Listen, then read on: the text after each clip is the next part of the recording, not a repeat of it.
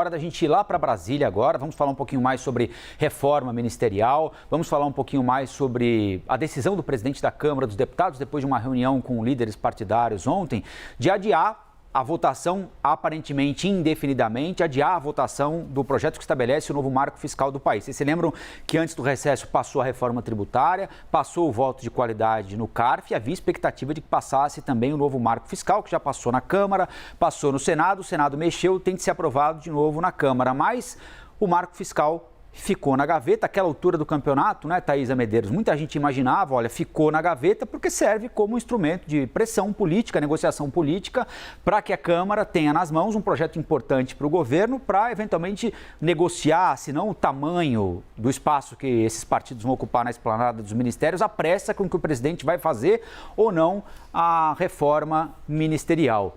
Enquanto não tem novo marco fiscal, o governo Lula é obrigado a respeitar o teto de gastos, né? Colocado de pé no governo Temer, já bastante carcomido, mas ainda é a legislação vigente. E é mais ou menos por aí que a banda está tocando, Thaisa Medeiros. O marco fiscal avança quando houver pelo menos uma sinalização de quando e como vai ser feita essa reforma ministerial. Bom dia de novo.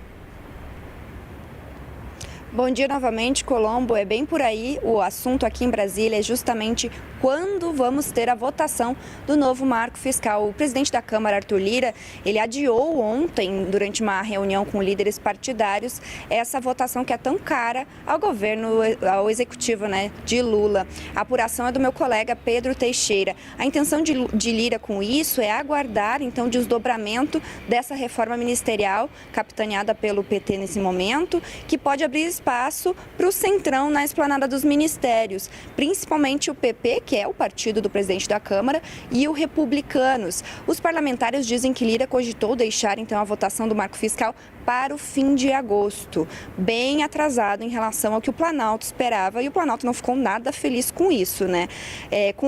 A aprovação, né, do marco fiscal é muito importante para o governo de Lula. Por quê? Porque vai definir o cenário econômico para o ano que vem, que é essencial também para a aprovação da Lei de Diretrizes Orçamentárias. Precisa aí ter uma noção de como vai estar a economia no próximo ano para que se sejam estabelecidas as diretrizes do orçamento. Já essa possível reforma ministerial, que está influenciando diretamente na votação do marco fiscal, tem o objetivo, então, de acomodar o centrão no governo de Lula. E Lula ontem falou um pouco sobre isso. Ele chegou a dizer que não vai fazer nessa reforma a política do é dando que se recebe, ou seja, sinalizando que vai priorizar um alinhamento em busca da governabilidade aí nessa estrutura. E conforme eu apurei, o relator da proposta na Câmara dos Deputados, o deputado Cláudio Cajado, ele já está com os pareceres, com cada alteração que ele quer discutir, e está aguardando o presidente Arthur Lira definir o ritmo que essa proposta vai andar lá na casa. Então, tudo já está encaminhado, falta Arthur Lira dizer que pode seguir o debate. Lembrando que essa proposta, então, já foi aprovada tanto na Câmara quanto no Senado, mas ela precisou voltar para a Câmara por conta da alteração nos fundos por parte dos senadores. O Fundo de Educação Básica, que é o Fundeb, e o Fundo Constitucional do DF. Então agora precisamos voltar a discutir o novo marco para, enfim, fechar essa proposta. Volto com você, Colombo.